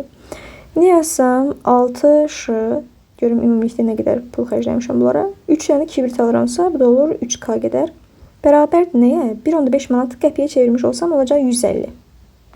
İndi sonrasında bizə deyir ki, indi 9 kibrit aldıqda da, 3 şam aldıqda da yenə də qiyməti 150 qəpiy olmuş olur. Yəni 9 dənə kibrit alıram, 9K, 3 dənə də şam alıram. Olur 150 qəpik, düzdür. İndi hər ikisi 150-yə bərabərdirsə, mən bu ifadələri bərabərləşdirə bilərəm də. Bərabərləşdirsəm 6Ş üstə gələk 3K bərabərdir nəyə? 3Ş üstə gəl 9K. Ş'ları bir tərəf yığım, K'ları bir tərəf olacaq. 3Ş bərabərdir nəyə? 6K'ya. 3'e ixtisar aparmış olsam, şamların sayı bərabər olur. Yəni şam məbləği 2K'ya bərabər olmuş olur. İndi gətirib əvəz etmə aparsam, baxın burada. Ş'ların əvəzindən 2K yazsam nə baş verir? 6 vurulsun 2K. Yəni 12K üstə gələk 3K bərabərdir nəyə? 150-yə. O da neçəyə bərabər olmuş olur? 15K bərabər 150-dirsə, K'mız bərabər olmuş olur 10'a. K artı 10'dursa, Ş'ını mən tapa bilərəm, düzdür. Olacaq neçə? 6Ş üstə gələk 3 vurulsun 10, 30. Bərabərdir 150-yə. O da olacaq neçə? 6Ş bərabərdir 120. Ş da olacaq 20'yə bərabər. Yəni şam 20 qəpiymiş. Kibrit isə 10 qəpiy. İndi sənə soruşur. 100 şam almaq üçün neçə manat pul lazımdır? 100 dənə şamdır. Bir dənəsi 20 qəpiyədirsə, mən yəni 100'ü vurmalıyam 0'dan %20'yə. Bu olacaq doğru cavab kimi 20 manat. Yəni Y variantı sənin doğru cavabın olur. Gəlib baxıram 29-cu sualımıza. 29-cu sualımızda da baxsam, aha, deməli, baxıram, müəyyən bir hissə yoxdur və mən bu hissəni tapmalıyım ki, hansı olmalıdır? Müəyyən hissə olmadıqda bunu sən 4 hissəyə bölürsən. Baxın, 4 hissəyə bölürsən. Oxşar hissələr, məsələn, baxın, T formasında olan hissədir. Burada da var. Onun yuxarısında 2 dənə dairə var. 2 dənə dairəmiz var. 3 dənə dairə var burada. Sağ tərəfində 3 dənə dairə də var və aşağı hissəsində nə var? Ox var, düzdür. Yəni diaqonal üzrə sağ diaqonal eyni fiqurlardır. Yəni bu hissəni bura köçürdük, eynisini. Düzdür. İndi sən də bu hissəni sol diaqonal üzrə sürüşdürüb gətirməlisən bax bura. Eynisi olmalıdır. Bu T'nin yuxarı hissəsində nə olmalıdır bizdə? Ağ-qara dairə. Ağ-qara dairəmiz. Aha. Sağ tərəfdə də olmalıdır 2 dənə ağ dairə. Düzdür? Və aşağı hissəsində nə olmalıdır? Bizdə üçbucaq olmalıdır. Bu da hansı variantdadır? Ağ-qara dairədir. Sağında 2 dənə ağ dairə və aşağısında ox olan C variantı olmuş olur. Belə. Növbəti gəlib baxıram 30-cu sualımıza. Deyir ki, eyni hərflər eyni rəqəmlərə, müxtəlif hərflər isə müxtəlif rəqəmlərə uyğundur. Sual əvəzinə hansı rəqəm yazılmalıdır? Diqqət yetirmiş olsam, ABC-ni B-yə vurmuşam, almışam 800 neçəsə. ABC-ni sonra D-yə vurmuşam, almışam belə bir 4 rəqəmli ədəd. İndi fikir verirəm nəyə? Əgər vurma hissəsindən bir şey başa düşmürsənsə, gəlib baxırsan toplama hissəsini və bizdən baxın bu sual işarəsini soruşur. Yəni, mən əsas A-nın qiymətini tapım, üzərinə 1 gəlin və cavabını tapmış olaram. Baxıram bura, 8-in üzərinə 6 gəlmişəm. Almışam nə? D2, 14. Amma tələsmirəm, çünki buradan hər hansısa bir yadda da qalmış ola bilər. Əsas odur bilirəm ki, 14 də olsa, 15 də olsa, yəni nədir? Bir yadda sol tərəfə qalmış olur. 9-un üzərinə 1 gəlirsən, olub 10. 0 yazsan, yenə 1 yadda qalırsa, B-miz bu zaman neçə olacaq ki? Üzərinə 1 yaddanı gəlin və 3 alın. B-miz olacaq neçə? 2. B-miz əgər 2-dirsə, B-lərə gətirərəm, hər bir tərəfdən 2 yazaram. İndi baxın, cavab tapmış olacaq. B-yə gətirdim 2 yazımsa, C-ni 2-yə vurmuşam. Nə almışam? Almışam ki, 6-dırsa, deyərəm ki, C olsun 3. Sonrasında 2-ni 2-yə vurmuşam, 4 alıram. A 4-dürsə, indi baxın, bu da düzgün olacaq. 4-ü 2-yə vuraram, olacaq nə? 8. Yəni, A-mız oldu nə? 4. Sən də elə bu hissəni soruşurdu ki, 4 ilə 1-in cəmi neçədir? 4 ilə 1-in də cəmi olacaq 5. Yəni, A variantı. 31-ci sualımızda. Soldakı fiqurdan hansı hissə kəsilsə deyir, aşağıdakı, sağdakı fiqur alınır. Baxın, yəni bu fiqurdur və müəyyən hissə kəsilib gəlib bu hissəyə düşübsə, indi sən hansı hissəni kəsməlisən? Bu fiquru sən müəyyən bucaq altında fırlada bilərsən, yəni istədiyin formatda fırlada bilərsən. Məsələn, baxın, bu hissədir ki, sağ tərəfdə bizə verib. Amma Z-i kəsib. Yəni, sən buradan Z-i kəsmiş olsan, sənə sağdakı fiquru vermiş olur. Yəni, buradan Z kəsilir və bunu kəsdikdən sonra da fırladıb da 180 dərəcə fırladıb. Sonrasında gəlib baxıram 32-ci sualımıza. Sual əvəzinə hansı ədəd yazılmalıdır deyir. İndi fikir vermiş olsam, dairə ilə kvadratı cəmliyib 23 alıb, dairə ilə üçbucağın cəmi 27, kvadrat üçbucağın cəmi 16-dır və bizdən sonra bunların hasillərini soruşur. Yəni, kvadratla üçbucağın hasilini. İndi mən bunları tapmaq istəyirəmsə, gəlin bunları işarəliyim. Məsələn, dairələrə x deyirəm. Kvadratlar y olsun, üçbucaqlarımız da olsun z. Yazsam, x üstə gəl y bərabərdir 23-ə. Sonrasında x üstə gəl z-imiz bərabərdir 27-yə, y üstə gəl z-imiz də bərabərdir 16-ya. İndi mən x, y, z tapmalıyamsa, bunların hər birinin üçünü də, burada nəyi tapırıq? Y ilə z-in hasilini. Aha. Üçünü də mən cəmləmiş olsam, nə alaram? 2x-dır, yəni burada yazdım. 2x üstə gələk 2y üstə gəl 2z-dən alıram nəyi? 23 üstə 27 50-dir. Üzərinə 16-nı gəlsəm 66 və hər iki tərəfi 2-yə bölsəm x üstə gələk y üstə gəl z-imiz bərabərdir 33-ə. İndi baxın, x ilə y-in cəmi də 23-dür. X ilə y-in cəmi 23-dürsə, z-i mən buradan tapa bilərəm, düzdür? Yəni, baxın, burada əvəz etdim. Z-i mən taparam ki, neçədir? Demək ki, 10-dur. Əgər z-imiz 10-dursa, gətirib baxın, burada yerinə yazsam, x üstə gəl 10 bərabərdir 27-dirsə, x-da neçə olur? 17 olur. Yəni, buradan yazım, x bərabər olur 17-yə. Səndən də nəyi soruşurdu? Y-i soruşurdu buradan, düzdür? Y-i mən buradan tapmış olsam, x 17-dirsə, y-imiz olacaq neçə? 6. İndi 6 vurulsun z-in qiyməti.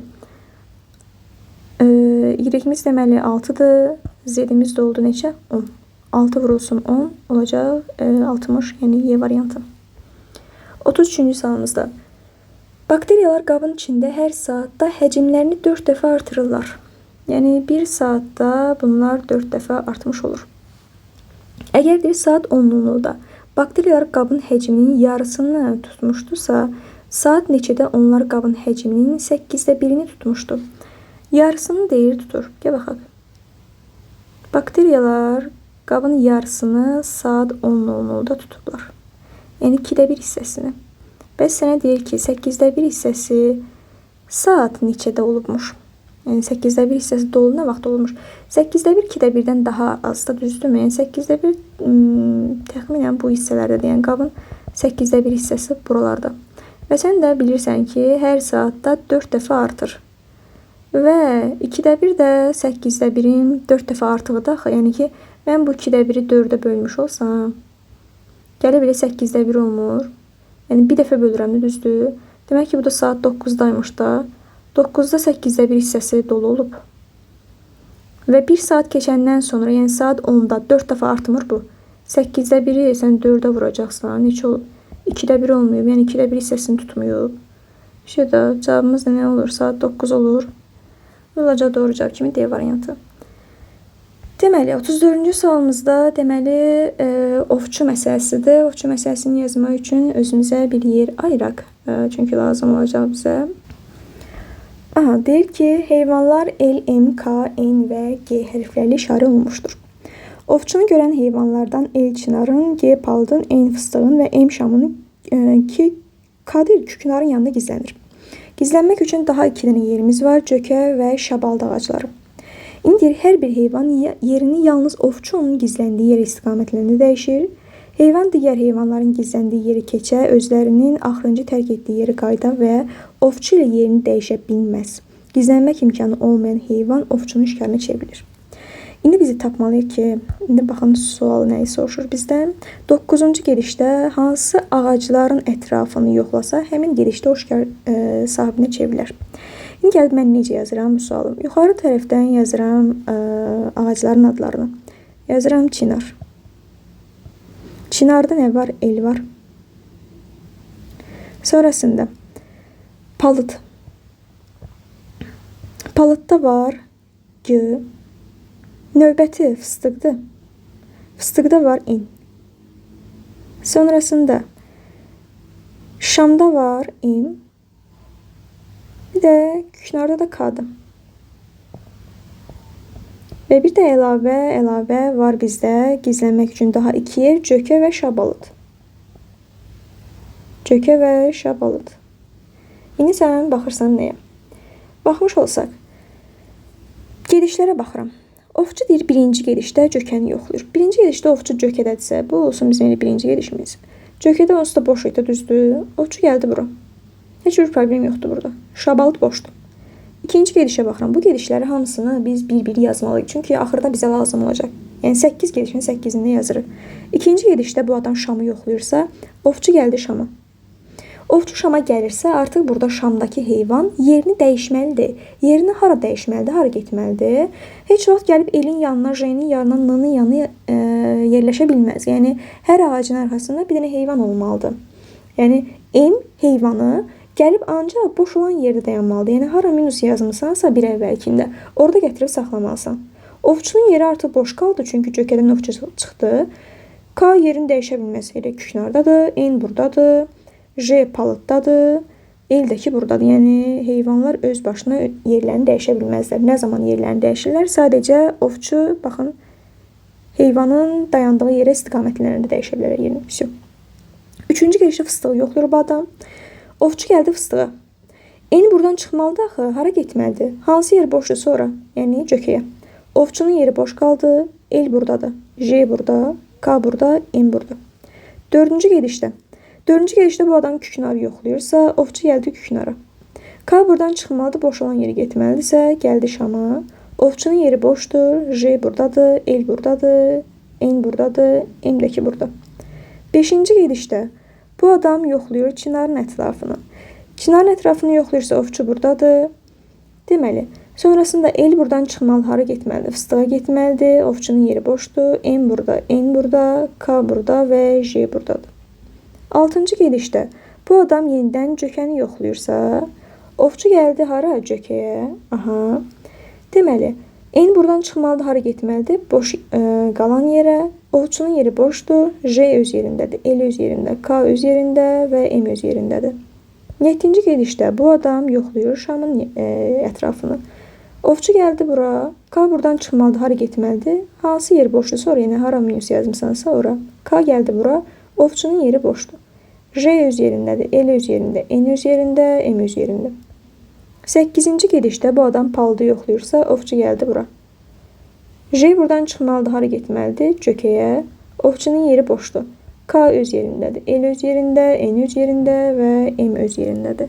İndi səndən soruşur ki, 9-cu gedişdə hansı ağacların ətrafını yoxlasa, həmin gedişdə o şikar sahibinə çevriləcək. Yəni, heyvanlar şikara çevriləcəklər. İndi baxmış olsan, 9-cu gedişdə bu adam hansı ağacı yoxlamış olsa, hamısını gətirib bura yazmalısan, düzdürmü? Yəni, minus yazdığın yerə yazmalısan da hansısa heyvanı. Çünki sadəcə o yer boşdur. Başqa boş yerimiz yoxdur ki, hər hansısa bir heyvanı gətirim oraya yazım. Yəni, hamısı gəlib Şamda dayanmalıdır. Bir də sən baxmış olsan, şərtdə də bizə demişdi ki, heyvan çıxdığı yerə bir daha qayıda bilməz. Yəni, hansı ağacdan çıxırsa, ora yenidən qayıda bilmir. Əgər qayıdırsa, şikardır. İndi sən də baxmış olsan, Şamdan K çıxıb və M çıxıb. Yəni, K ilə M yenidən Şama qayıda bilməz. Qaydırırlarsa, şikardır. İndi sən də K və M-in axırıncı olduğu yerə, çox uşaq gəlib əvvəldə baxır, birinci olduğu yerə xeyr. Axırıncı olduğu yer haradadır? Çınar deyil. Emin də olduğu yer nədir? Şabalıqdır da. Yəni, bu ovçu əgər Çınarı getsə, ovçu burada olsa, K-nı sən buradan çıxarmalısan. K hara getməlidir məcbur? Şama. Amma Şama da gedə bilmir. Səbəb nədir? Çünki buradan çıxıb. Düzdür. Həmçinin M-ə də getsə, məsələn, ovçu buradadırsa, M buradan çıxmalıdır. M çıxıb gəlib harada dayanmalıdır? Boş yer haradısa orada dayanmalıdır. Amma buradan da M çıxıb deyil, gələ bilmir. Yəni, bu M-in gedə biləcək yeri yoxdur. Ovçunla da yerini dəyişə bilmir. Çarpaz olaraq bu zamanda şikara çevirir. Haradan çıxıbsa, ora gəlsə də yenə şikara çevrilir. Həmçinin dediyim kimi, başqa heyvanın yanında gedə bilməz. Gedə bilməzsə, bu heyvanın gedə biləcək yeri yoxdursa, artıq nədir? Şikardır. İndi K-nın M-dirsə, K-nın M-in dayandığı ağaclar hansılardır? Çınar və şabalıqdır. Yəni, bu adam Çınarla şabalıda getmiş olsa, heyvanlar şikarına çevriləcək. Doğru cavabın olur nə? D variantı. Və yaxud da heyvan olaraq da soruşsaydı ki, hansı heyvanlar şikara çevrilə bilər? K-nın M. Yəni, K-nın M-in gedə biləcək yerləri yoxdur, belə deyim. Yoxdursa, demək ki, nədir? Şikardır. Gəlib baxıram 35-ci sualımıza. Deyir ki, imtihanda iştirak edən tələbələrdən 30-u imtahan biletindəki 3 sualdan, deməli, imtahan biletində 3 sual var. 3 sualdan ən azı ikisinə cavab verib. 20-si ən çox birini, 45-i ən çox ikisini cavablandırıb. Neçə tələbə yalnız 2 sualı cavablandırıb. Çoxluqlara aid olan sualdır. Bunu necə yazırıq? 3 dənə sualdırsa, ola bilər burada heç birini cavablandırılmayıb. Ola bilər birini cavablandıran, 2 dənəsini cavablandıran, 3-ünü cavablandıran tələbələr. Heç birini cavablandırılmayanların sayı olsun x qədər. Birini cavablandıran y qədər, ikisini cavablandıran olsun z qədər, 3-ünü cavablandıran da olsun d qədər. İndi bizə deyir ki, 30-u 3 biletdən, baxın, 3 sualdan deyil, ən az ikisini. Ən az ikisini cavablandırıbsa, demək ki, ən çoxu 3-ünü cavablandıra bilər. Yəni, ən azı məsələsini başa düşməliyik. Minimum 2 sualı cavablandırdı, yəni 0-dan 1 yox. Ən az ikisini cavablandırıbsa, demək ki, ən çoxu neçəsini cavablandırıb? 3-ünü cavablandırıb, düzdür? Mən indi Z ilə D-nin cəmini gətirib yazacağam nə? Yazacağam ki, 30. Baxın, 30 nəfər ən az ikisini cavablandırıb. Z ilə D-nin cəmi 30-dur. Əgər sadəcə ikisini desəydi, yalnız 2 deyərdi. Mən də o zaman Z-i bərabər götürərdim. Sonra nə deyir? 20-si ən çox birini deyirsə, yəni maksimum hədd 1-də gəlib dayanır. Ola bilər ki, birini cavablandırsın və yaxud da heç birini cavablandırmasın. Yəni, x-ın y-imizin cəmi də olacaq nə? 20. Aha. 45-i ən çoxu ikisini cavablandırıbsa, maksimum gəlib hədd 2-də dayanacaq. Yəni, demək ki, 3-ünü cavablandırmayıb da. Yəni, maksimum ikisini cavablandırıbsa, ola bilər birini cavablandırsın, ola bilər heç birini cavablandırmasın. Yəni, x üstə gəl, y üstə gəl, z-imizin də cəmi nə olur? 45 olur. Və məndən soruşur, yalnız 2 sualı cavablandıran, yəni z-in cəmini soruşursa, x-la y-i mənə verib də burada düzdür neçədir? 20-dir. Gətirib x-la y-in yerinə burada 20 yazsam, mən z tapa bilərəm. Yəni, olacaq 20 üstə gəl z bərabərdir 45. Bu zaman z-imiz də neçə olacaq? 25, yəni D variantı. 36-cı sualımızda. Cədvəl verir və cədvəlin müəyyən bir hissəsi yoxdur. Baxın, diaqonal üzrə sağ tərəfimiz yoxdur. İndi mən bunları tapmalıyam. Tapmalıyamsa fikirləşirəm elə cədvələ baxan kimi görürəm ki, 4-dən 6-nın cəminə bir dənə baxın 10, sətr üzrə. Yazıb 10. Sonrasında 12 ilə 6-nın cəmi nə olur? 18 olur. Fikirləşirəm ki, sətr üzrə 1 ilə 2-nin cəmi məsələn 3-ə yazır. 2 ilə 3-ün cəmi 4-ə yazır. Bu formada gedib. İndi mən 12 ilə 6-nın cəmi 18 aldım. 6 ilə 18-i cəmləməliyəm. Nə almalıyam? 24 almalıyam, düzdürmü?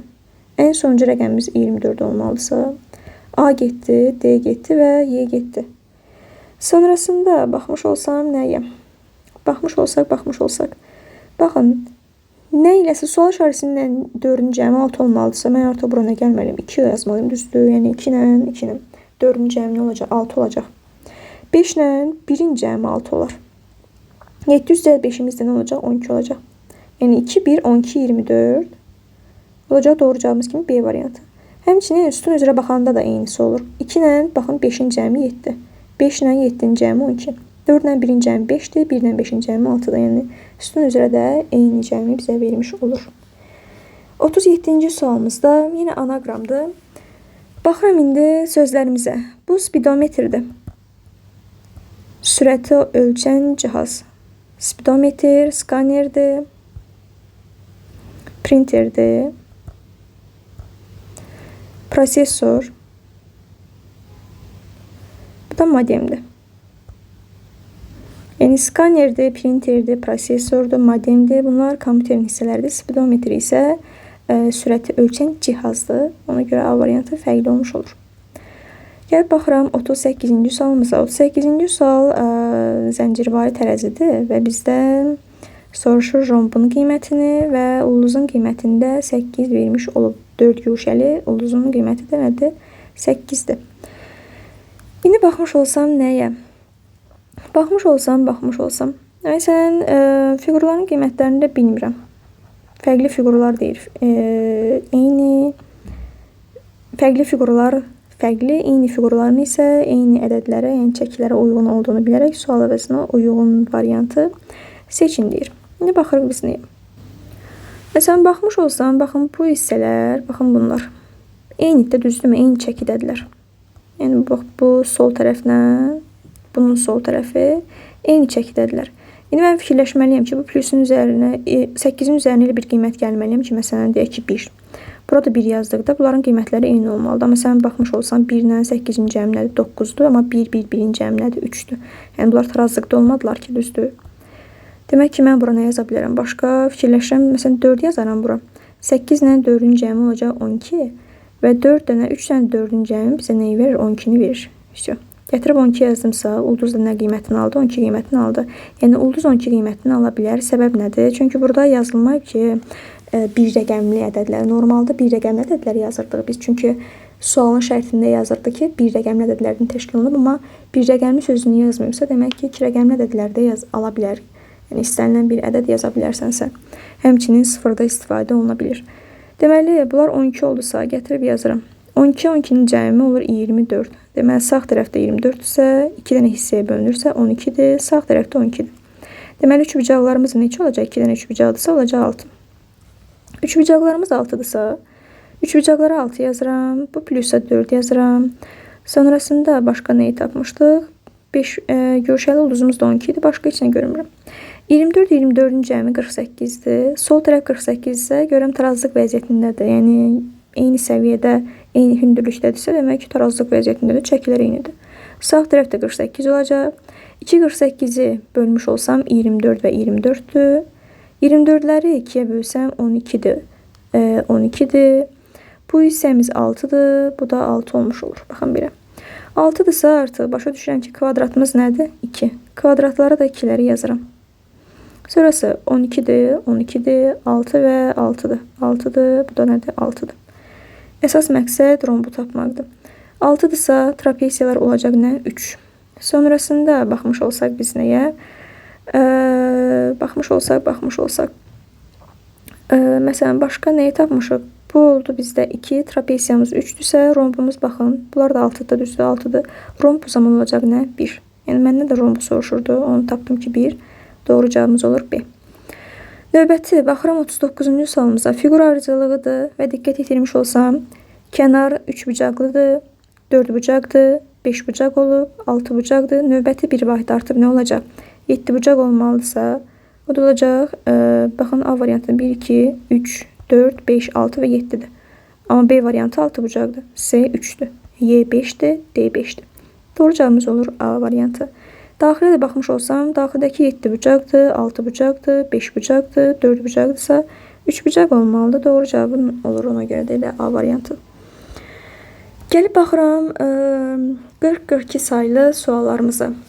Deməli, sərhəd xidmətindən, daxili qoşunlardan, quru qoşunlardan, hərbi hava qüvvələrindən və hərbi dəniz qüvvələrindən ikisi oktyabr, digərləri yanvar, aprel və iyul aylarında təxris olunacaq 4 əskər. Yəni 4 əskər haqqında məlumat verib. İndi deməli, hardadılar? Sərhəd xidməti də yazıram burada. Sərhəd xidməti. Sonrasında daxili qoşunlardır. Quru qoşunlardır. Deməli, quru qoşunlar. Növbəti deməli, hərbi hava qüvvələridir. Hərbi hava. Sonrasında hərbi dəniz qüvvələri. Hərbi dəniz. 5 dənə də düzdür. İndi, bəs bunlar haqqında nələr məlumat verib? Məlumat verib, nə vaxt təxris olunacaqları, yəni ayları verilib burada, ay. Sonrasında məlumat verib, əskərlərin adları haqqında. Yəni 4 dənə əskərdir, bir dənə də matrosdur. Matros da bilirik ki, hərbi dəniz qüvvələrində işləyənlərdir, yəni orada xidmət çəkənlərdir. Adlarını yazıram. Və burada elə bəri başdan hərbi dəniz qüvvələrinə eri gətirib yaza bilərəm. Er. Sonrasında qohumlar haqqında məlumat verir ki, kimlər gedib bunların yanına? Qohumlardır. Və bir də qohumların getdiyi nəqliyyat vasitələri, hansı nəqliyyat vasitələrindən istifadə ediblər. İndi baxıram nəyə? Yazmış olsam. Deyir ki, hərbi hava qüvvələrində apreldə təxris olunacaq. Deməli, hərbi hava qüvvələrinə gətirib mən nə yazıram ayda? Aprel. Aprel. Deməli, nəvəsini ziyarət edən şəxs deyirsə, burada qohumlardan nəvəsi ola biləcək qohum nə var bizdə? Baba olar da düzdür. Nəvəsini görməyə gedibsə, qohum olaraq babanı yazıram mən bura. Babadır. Düzdür. Deyir ki, avtobusla gəlib. Avtobusu gətirib bura yazdım. Deməli, artıq mən babanı çıxa bilərəm və avtobusu da buradan çıxa bilərəm. Və həmçinin bir nəfər apreldədirsə, apreldə mən yazmışam, sonra çıxdım, getdim. İyulda deyir, tərxis olunacaq hərbi dəniz qüvvələrinin matrosu. İyulda təxris olunacaq deyirsə, hərbi dəniz qüvvələrinin matrosu, gətirib bura yazıram nə? İyul. Deyir, qardaşı oğlunu ziyarət edən şəxs, qardaşı oğlu deyirsə, bu kim olar? Əmi olar da düzdür. Deməli, qohum olaraq əmini yazıram. Və bir də nə ilə gəlib? Qatarla gəlibsə, yazıram bura nəyi? Qatarı. Aha. Deməli, sən artıq qatarı da buradan çıxmış oldun. Növbəti baxıram nəyə? Sərhəd xidmətində xidmət edən K. K deməli, hardadır? Sərhəd xidmətindədir. K-nı da mən buradan çıxdım. Deyir ki, bizə oktyabrda təxris olmayacaq. İndi baxmış olsam nəyə? Apreli mən çıxmışdım. Bir də iyulda təxris olunacaq, çıxmışdım. Əgər sərhəd xidmətində olan oktyabrda təxris olunmayacaqsa, 2 nəfər də oktyabrda idi axı. Demək ki, nə vaxt təxris olunur? Bu yanvarda. Yanvarda sərhəd xidmətini yazdığıma görə 2 dənə bizdə oktyabr qalır. Onlar da biri olacaq daxili qoşunlar, biri də olacaq nə? Quru qoşunlar. Bunu gətirdim, yazdım. Deyir ki, en daxili qoşunlarda xidmət etmiş. Və deyir, onun yanına gələn qardaşı. Deməli, en bilmirəm, hara yazacağım elə ki. Qardaşı deyirsə, bunu elə yazım. Qardaşı. Motosikletdən istifadə etməyim. İndi bax, mən eni oktyabra, yəni daxili qoşunlara yaza bilmirəmsə, ya quru qoşunlara yazaram, ya da hərbi havaya. Amma hərbi hava qüvvələrini yaza bilmirəm. Niyə? Çünki qohum olaraq bizdə qardaşdır, amma burada isə baba yazıb. Demək ki, mən bu eni hara yazaram? Gətirərəm, quru qoşunlara yazaram. Bunun yanına qardaşı gəlib. Və bir də motosikletdən istifadə etməyib. Bunu da bildim. Emi görməyə dayısı gəlibsə, emi ya hərbi havaya yazarsan, ya daxili qoşunlara, amma daha emi gəlib bura yaza bilmirsən. Çünki qohum olaraq babadır, bizdə dayı deyir. Emi gətirib bura yazaram. Bunu da görməyə dayısı gəlmiş olar. Deməli, dayısını da bura yazdım. Bir də bu hissədə qalmışdı. Onu görməyə qohumu təyyarə ilə gəlib. Yəni, K-ya da nə yazacağım? Təyyarə yazmış olaram. Təyyarə. İndi baxmış olsam, nəqliyyatlardan təyyarəni də mən buradan əgər çıxıramsa, Qaldı bir dənə taksinə motosiklet. Motosikleti mən enə yaza bilmirəmsə, gətirib nə yazaram? Taksini yazaram. Motosiklet də qalar, baxın, daxili qoşunların payına. Qohumlara baxmış olsam, dayı, qardaş, baba, əmini yazmışamsa, bir dənə ata qalır, o da sərhəd xidmətində olacaq. Kanı, emi, eni, eri yazmışamsa, bir dənə şəxslərdən kim qalıb? El qalıb. Bizdə o da olacaq hərbi hava qüvvələrində xidmət edən. İndi baxıram suala. Quru qoşunlarında xidmət edən əskəri görməyə kim gəlib? Qardaşı gəlib. Baxın, quru qoşunlara qardaşı yazmışam. D variantı. Mətndə verilənlərə görə aşağıdakılardan hansıları müəyyən etmək mümkündür? Kimin hərbi hava qüvvələrində xidmət etdiyini, hərbi hava qüvvələrində el xidmət edir. Mən bunu bilirəm. Biri tapmışam. Kimin daha tez təxris olunacağını sən bilmirsən. Niyə? Aylar olaraq yazıb yanvar, oktyabr, aprel, iyul. Amma bilmirsən ki, bunlar eyni il ərzindədir, yoxsa müxtəlif zamanlarda. Məsələn, bəlkə biri 2000, deyək ki, 25-in oktyabrında təxris olunub. Biri isə, qalanlar isə 2026-nın yanvar, iyul, aprel aylarında təxris olunub. Bu zaman oktyabr təxris olunan daha tez olmuş olur, düzdür? Və yaxud da eyni il ərzində olduğunu desəydi bizə, o zaman mən deyərdim ki, yanvar ayında təxris olan birinci təxris olunub. Lap onu desə bile yenə tapa bilmirsən. Çünki 2 dənə bizdə yanvar var, yox, oktyabrda. Yəni eyni il ərzində olduğunu desəydi, o zaman bilərdim ki, yanvar ayında təxris olunandı. Eyni il ərzində demədiyinə görə bilmirəm ki, hansı əvvəl olur. Yəni neçənci ilin oktyabrı, neçənci ilin yanvarı, neçənci ilin aprelidir. Yəni bunu mən bilmirəm. Ona görə də kimin daha tez təxris olunduğunu sən tapa bilmərsən. Kimin qohumunun avtobusla gəldiyini, bunu da bilirsən, elin qohumu avtobusla gəlib. Yəni 1 və 3 doğru cavabımız olacaq. Y variantı. Oktyabr deyil, təxris olunacaq şəxslər kimlərdir? O da M və N-dir. M və N doğru cavabın olur. D variantı. 43-45-ci suallarımız isə tərəzilərdir və bizə deyir ki, 1-dən 9-a qədər olan ədədlərdən birinə uyğundur. Deməli, 1-dən 9-a qədər ədədlər yazmalıyamsa, gətirib yazıram ədədlərimi. Bir hissədən yazım. Məsələn, 1, 2, 3, 4, 5, 6, 7, 8 və 9. İndi baxmış olsam tərəzilərə. Tərəzilərdə görərəm ki, bunları silək. Tərəzilərdə görürəm ki, baxın, burada bir digərini 3 misli olan tərəzimiz var. Həmçinin burada da bir digərini 3 misli olan figurumuz var. Bizdə də onlar hansı ola bilər? Yəni ki, ya 1 yazaram, 1-in 3 misli 3. Məsələn, bunlara 1, 1 deyərəm. Buna da 3 deyərəm. Və yaxud da 2, 6 və yaxud da 3 və 9.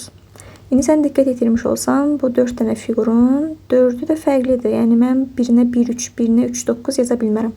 Çünki 3'lər təkrar olunacaq. Məsələn, buna 1, 1 deyim, buna 3 deyim, buna 3, 3, 3, 3.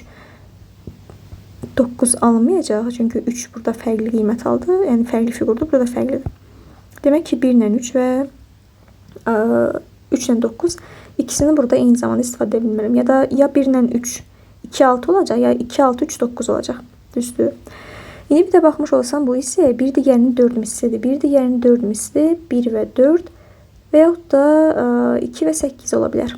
Ki, mən bura 1, 1 yazım, bura 4 və yaxud da bura 2 yazım. Buna isə 8 yazım. Yəni, ya 1-dir, ya da 2, 8. İndi sən bu cütlüyü, bax bunu, gəlib bir digərinin 3 misli olanda istifadə etsən, 1, 3 və 2, 6 istifadə olunacaq. Bəs mən bu tərəziyə nə istifadə edəcəm fikir vermiş olsam, bu dairələr yuxarıda yoxdur, qara dairələr. Demək ki, həm biri, həm də ikini eyni zamanda burada istifadə edə bilmərəm. Çünki yaza biləcəyim bir qiymət qalmaz bu 4-cü tərəziyə. Demək ki, bunu da mən istifadə edə bilmirəmsə, 2, 6 və 3, 9 istifadə olunacaq burada. Yəni, ikinci və üçüncü tərəzidə 2, 6, 3, 9 istifadə olunacaq. Yəni, dəqiq bildiyimdə nə oldu? 1 ilə 4 də 4-cü tərəziyə gəlmiş olur.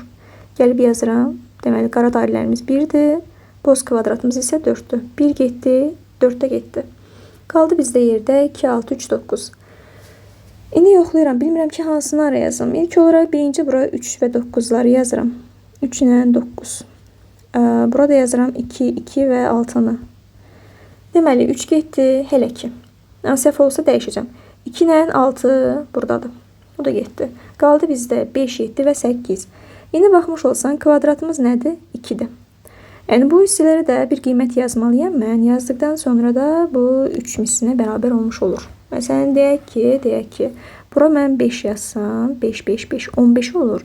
Bir də 7 ilə 8 qalmışdı. Mən burayla 7 ilə 8'in birini yazmış olsam elə bir dənə 7 də yazmalıyım. 7 ilə 8-in cəmi 15 olur. Burada 2 də var.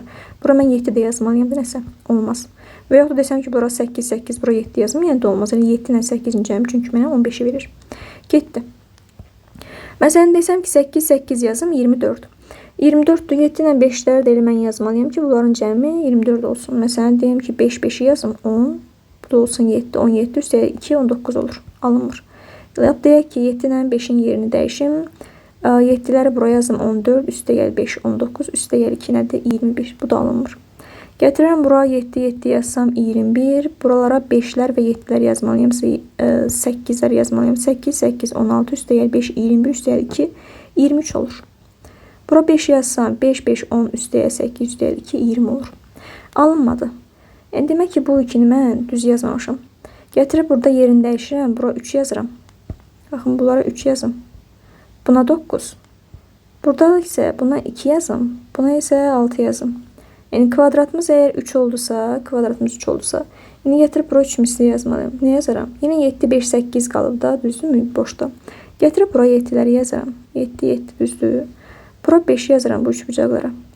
Burada ne yazaram? 8 yazaram.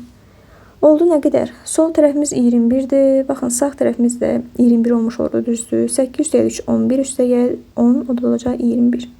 Belə. Yəni tərəzilərdə heç bir problem olmadı. 7, 5, 8-də istifadə etdim. 43 nə deyir? Verilmiş fiqurları ifadə etdikləri ədədlərin qiymətinin artması aracılığıyla düzün deyir. Artması aracılığıyla düzün deyirsə, boz kvadratımız 4 kilogram idi, qara üçbucağımız 6 idi, qara kvadratımız 9 idi, ağ dairəmiz 8 idi. Artması aracılığıyla düzün deyirsə, ən kiçikdən başlamalıyım 4-dən, yəni sıra nömrəsi 1. Sıra nömrəsi, sonra kilogram 6-dır, yəni artma aracılığıyla deyirsə, sıra nömrəsi 2 gəlməlidir. Və növbəti 8 kilogram 4 olmalıdır və növbəti 9 kilogramlıq 3 olmalıdır. 1, 2, 4, 3, yəni Y variantı. A üçbucağının çəkisini soruşur bizdən. 5 kilogramdırsa olacaq B variantı. 45-ci sualımızda qara dairəmizin kütləsini soruşur. O da 1 kilogramdır, olacaq C variantı. 46-cı sualımızda variantlardan deyir hansıları aşağıdakı kimi 4 qatlanıb kəsilmiş vərəqin açılışı ola bilər. İndi qırıq xətlərlə kağızın qatlanmış hissələri göstərilib. İndi baxmalıyıq ki, o qatlanma formasında yəni hansıları elə qatlamış olsam düzgün kəsiyi almış olaram. İndi baxmış olsam, məsələn, mən birinciyə. Birinciyə baxmış olsam. Baxın, birinci. Aşağıdan yuxarıya doğru qatlamışam, sonra da sağdan sola doğru qatlamışamsa, görün bu birdə problemimiz varmı? Birdə hər hansısa bir problem mən görmürəm. Səbəb nədir? Çünki güzgü əksəri ödənibdir, düzdür. Bu xətlərdir, yuxarıda da var, aşağıda da, eyni. Bir də ən əsas incə məqam bunlardır. Bunlara diqqət yetirməliyik. Burada çıxıntı varsa bu hissədə, burada da yəni çıxıntı olmalıdır. Bura qabarıqdırsa bu da qabarıq olmalıdır. Yəni burada heç bir problem yoxdur. Biri mən götürə bilərəm. Amma ikini sən götürə bilmərsən. Niyə? Çünki sən bunu aşağıdan yuxarıya doğru qatladıqda bu oxlar əslində düzgün formatda olmalıdır. Yəni belə olmalıydı. Amma necədir? Güzgü əksi ödənmir burada. 2 getdi. Sonrasında 3 də düzgün deyil. Niyə? Çünki bu ürəklərə baxmış olsan, bunlar bir-birinin güzgü əksləri deyirlər. Eynisidir. Həmçinin baxın bu oxlar. Ona görə 3-ü də götürə bilmərsəm. 4-ə baxmış olsan, 4-də hər hansısa bir problem mən görmürəm. Yəni yuxarıdan aşağıya doğru qatladıqda yuxarıdan aşağı bir-birinin güzgü əksi ödənir və bir də qatlanma formasını çəkirik də bunun üzərinə. Sağdan sola doğrudursa, bu zaman da güzgü əksi ödənmiş olur. 4-də də problem yoxdur. 4-ü də biz götürdük. Sonrasında baxmış olsam 5-ə. 5-də də yenə aşağıdan yuxarı, bir də sağdan sola doğru qatlanmadırsa, burada da heç bir problem yoxdur. 5-də sən götürmüş olursan. Amma 6-da problem var. Səbəb nədir? Çünki kənarlara bir dənə baxmış olsam, trapesiyanın forması düzgün deyil. Ona görə 6 getdi. Doğru cavabımız olur 1, 4 və 5. Deməli, 47-ci sualımızda deyir, Musa və Elnarə oyun oynayırlar. Musa fikrində hər hansı bir ədəd tutub, 3 rəqəmi bir ədəddir. Elnarə isə müxtəlif ədədlər yazaraq onu tapmağa çalışır. Deməli, necədir? Bu bizə verilən nümunədir. Nümunəyə ehtiyac yoxdur. Gəlib baxıram sualımıza.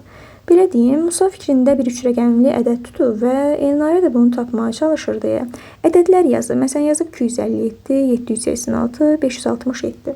Musa da bunların qarşısında plus və minusları yazır. 1 plus minus o deməkdir ki, bu ədəddə 2 dənə rəqəm düzdür. Biri yerindədir, yəni plus o deməkdir ki, ədəd həm düzdür, həm də yerindədir. Yəni mənim fikrimdə tutduğum ədəddə bu rəqəm var. Yəni 2, 5, 7-dən hər hansısa var və həm də nədir? Mərtəbəsindədir, yerindədir. Amma minus o deməkdir ki, 2, 5, 7 ədədlərindən, yəni rəqəmlərindən biri də düzdür və həm də nədir? Yerindədir. Üçüncü haqqında heç bir nə plus, nə minus yazmayıbsa, bu o deməkdir ki, mənim fikrimdə tutduğum ədəddə bu ədəd yoxdur. Belə. 2 dənə minus o deməkdir ki, 7, 8, 6 rəqəmlərindən ikisi düzdür və heç biri yerində deyirlər. Yəni mərtəbəsində deyirlər, fərqli mərtəbələrdədirlər. 5, 6, 7-də yazıb bir dənə plus. Bir dənə plus o deməkdir ki, sadəcə bir dənəsi düzdür və həm də yerindədir. Qalan digər 2 dənəsi haqqında məlumat verməyibsə, artıq başa düşürəm ki, nədir? Yerində deyirlər. Amma sən bilmirsən ki, bu plus hansı rəqəmindir? Ya 5-in, ya da 6-nın, ya da 7-nin. Dəqiq olaraq mən bilmirəm. İndi baxmış olsan nəyə? Mən hər bir ədəddə 7 rəqəmini görürəm. Və 7 rəqəmi təkliklərdə olduqda plusu görürəm. Amma 7 rəqəmi yüzlüklərdə olanda minus görürəm. Yəni plusu görmürəm. Artıq başa düşürəm ki, 7 mənim rəqəmimdə var və harda olmalıdır? Təkliklərdə. Gəlib yoxlayıram təkliklərdə 7-ni yazıram. Artıq bir dənə plus. Həmin rəqəmindir, 7-nindir. Çünki 7 var və mərtəbəsindədirsə, demək ki, 7-nindir. 7-nin isə artıq başa düşürəm ki, 5-dən 6 mənim rəqəmimdə yoxdur. Yəni, fikrimdə tutduğum ədəddə yoxdursa, sən 5-i də çıxarsan yuxarıdan. Və 6-ını da çıxarsan ki, sənin artıq bunlar lazım deyil. Deməli, bu 7, plusun biri 7-nin idisə, minusun da nə olacaq? 2 olacaq, düzdür? 2 də minusun olacaq, düzdür? Yəni, 2 nə demək istəyir? Mənim tutduğum ədəddə var, fikrimdə tutduğum ədəddə var, amma yerində deyil. İndi sən bu 2-ni yüzlüklər mərtəbəsini yaza bilmirsənsə, təkliklərdə də 7 varsa, gətirib ara yazarsan onluqlara. 2-ni gətirdim, yazdım. Və bir də ikinciyə gəlib baxmış olsan, minusun biri 7-nin idi, getdi. Minusun biri də 8-indirsə və deyir ki, 8 var, amma yerində deyil. O zaman da 8 gətirib sən hara yazmalısan, bir dənə yerin qalır. Bu da yüzlüklər mərtəbəsi. Yəni, cavabın olacaq 827. Baxın belə. Sonra gəlib baxıram 48-ci suala. Baxmış olsam güllərdir. Məsələn, qızıl güldən ağ rəngdə, qırmızı, çəhrayı rəngdə nə qədər var, onları yazıb və ən sonda da bunların cəmidir ki, qızıl güldən nə qədər var. Gladiusdandır, sonra qərənfildəndir və bir də həmçinin ağ güllərin saylarını yazıb 35x15 və bunların cəmini yazıb 75 yazıb. Yəni, bu hissələr sütun üzrə cəmlərdir. Bu sağ tərəfdə qalanlar isə sətir üzrə cəmlər olmuş olur. İndi səndən soruşur, n-lə z-in fərqi nə? Bir də baxmış olsam, başlayıram. 35-15x-in cəmi, baxın, sütun üzrə 75-i verməlidirsə, 35-lə mən 15-i cəmləmiş olsam, olacaq nə? 50. 50-nin də üzərinə gəlməliyəm, 25 gəlməliyəm, düzdür ki, 75 olmuş olsun. X olacaq nə? 25. Sonrasında baxmalıyam nəyə? Z-i məsələn, mən buradan tapa bilərəm artıq. Necə olacaq? 25, 37, 16-nın cəmi.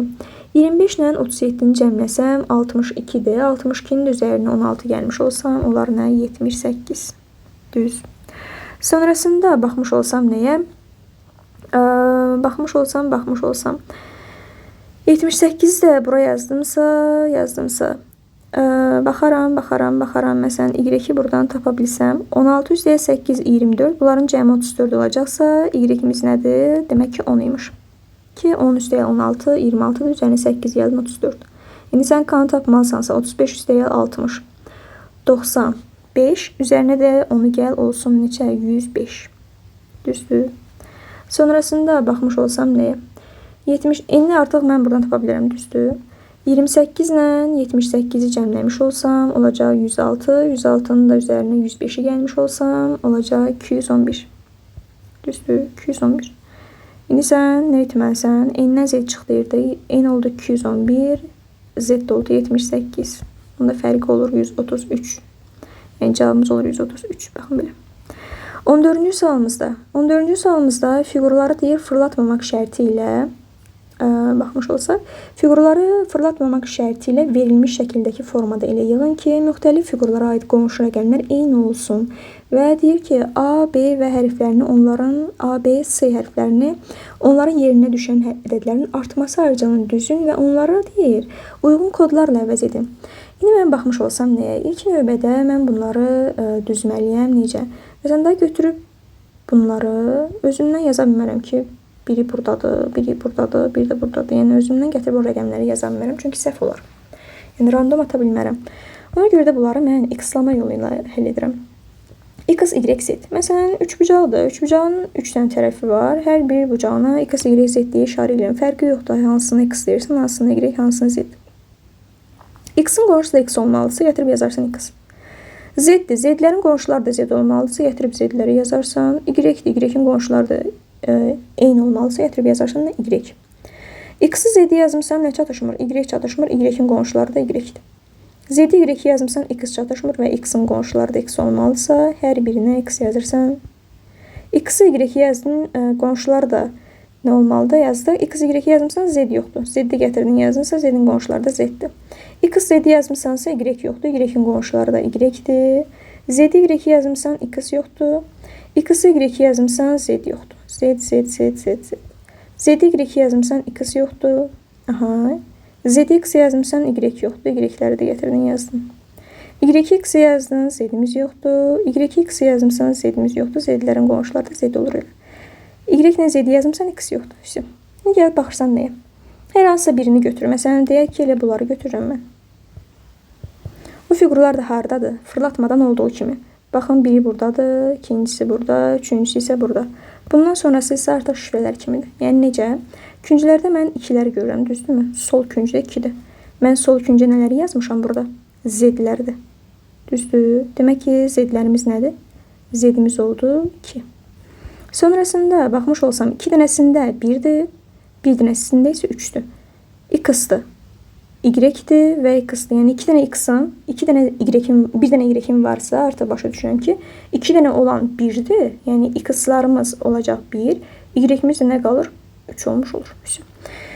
Z 2-dir, X 1-dir, Y isə 3-dür. İndi sən deyir, artması ardıcılından düzün deyir ABC-ni. Artması ardıcılından düzün deyirsə, baxın, mən burada A-ya mən Y demişdim. Y-imiz nə idi? 3 idi də. Düzdür, A oldu 3. B-yə nə demişdim? X demişdim. X oldu neçə? 1. Sonrasında bir də Z var idi. Z-imiz də hardadır? Baxıram.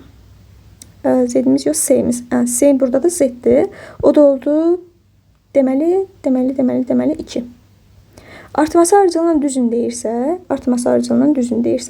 1, 2, 3 formasını düzməliyəmsə mən, olacaq birinci gələn B, çünki B 1 idi. Sonrası S olmalıdır. Sonra da olmalıdır nə? A. Təbii ki, mən bunu kodlaşdırma vərəqinə BCA kimi yaza bilmirəmsə, bunları bizə kodlarla əvəz etməyə verib. Yəni B-nin yerinə 2 yazıram, S-nin yerinə 3 yazıram, A-nın da yerinə 1 yazıram, da olur 231. Yəni kodlaşdırma vərəqinə artıq 231 formasında mən bunu yazmış olaram. 50-ci sualımızda şifrəli əməllərdir. K, L-i tapmalıyam və ondan sonra da artıq onların cəmini hasilinə uyğun olaraq uyğunlaşdırmalıyam. Baxıram, görürəm ki, K-L-K-nı mən K-ya vurmuşam. K-L-K-nı K-ya vurmuşam, almışam 1936. Yəni K-nı K-ya vurduqda 6 almışamsa, ya bu deyərəm ki, 4 vurulsun 4'dür, 16 olub. 6 yazmışam, 1 yadda qalıb, ya da deyərəm ki, 6 vur 6'dır, olub 36, yəni sonu 6-dan bitib. İndi fikirləşmiş olsam, 1936 ya 6-ya vurulmasının alınıb, ya da 4'ə vurulmasının alınıb, düzdürmü? İndi gəlirəm, 1936-nı gəlim 6-ya bölüm görüm, 6-ya bölünürmü, yoxsa yox? Yəni 6-nın hasilinə 1936 ala bilirəm, yoxsa yox? 19-un daxilində 6, 3 dəfədir, 18 düşür. 1 qalıqdır, 13 qalır, 13'ü bölürəm 6-ya 2 dəfə düşür, 12'dir. Burada da 16 qalırsa, 16 6-ya tam bölünmür. Demək ki, 6-ya bölmə deyilmiş, 4'ə bölməymiş. Gəlin 1936-nı 4'ə bölüm, birbaşa yuxarıda yazar. 4'ə bölmüş olsam, 19 bölünsün 4, 4 dəfə düşür. 4 olsun 4, 16'dır. 19'dan 16 çıxsam 3. 3'ü də gətirib aşağı yazsam 33, 33'ü 4'ə bölürəm, 8 dəfə düşür, olur 32. 33 çıxılsan 32 1'dir, aşağıda getirsəm 16, 16'nı 4'ə bölsəm 4. Olacaq 484 və K-mız da yenə nədir? 4'dür. Aha, gəlib 2-yə baxıram, fərqli ədədlərdir. Deməli, K-K-nı K-ya vurmuşsan, 504 almışsansa, bu neçə ola bilər? Yəni K-nı sən K-ya vurmuşsan, son 4 ilə bitən bir ədəddir. Ya deyərsən ki, 2 vurulsun 2'dir, son 4 ilə bitib. Ya da deyərəm ki, 8 vurulsun 8'də 64 olub. ki son 4-dən bitib. İndi mən K-ya 8 deyə bilmirəm. Səbəb nədir? Çünki mən 800 neçəni 8-ə vuranda 4 rəqəmi ilə də alıram. Yəni 504 ala bilmərəm. Elə fikirləşirəm ki, bu 2 imiş. Düzdür? Mən 504'ü də 2-yə vurmuş olsam alaram 252. Yuxarıdan yazım. 252. Sonrasında gəlib baxmış olsam, bax bu hissəyə. K-L-L-i sən elə vurmuşsan, 1775 almışsansa, L-i elə vuranda sonu 5 ilə bitibsə, artıq başa düşürsən ki, L-imiz neçədir? 5'dir. Yəni çünki sadəcə mən 5'i 5'ə vursam, sonu 5 ilə bitən bir ədəd alaram, düzdürmü? 1775'i əksinə 5'ə bölürəm, tapıram ki, K-L-L ədədimiz neçəymiş? 17'ni 5'ə bölsən 3 dəfə düşür, olur 15. 17'dən 15 çıxaram 2'dir, 27 qalır. 27'ni 5'ə bölmüş olsam 5. 5 vur 5, 25'dir. 27'dən 5 çıxaram 2'dir, bu da 5. 25 bölünsün 5'də yenə 5 olmuş olur. Yəni K-L-L'imiz də oldu 355. İndi gəlib baxmış olsam, birincidə L'imiz 8 idi, K-mız isə 4 idi.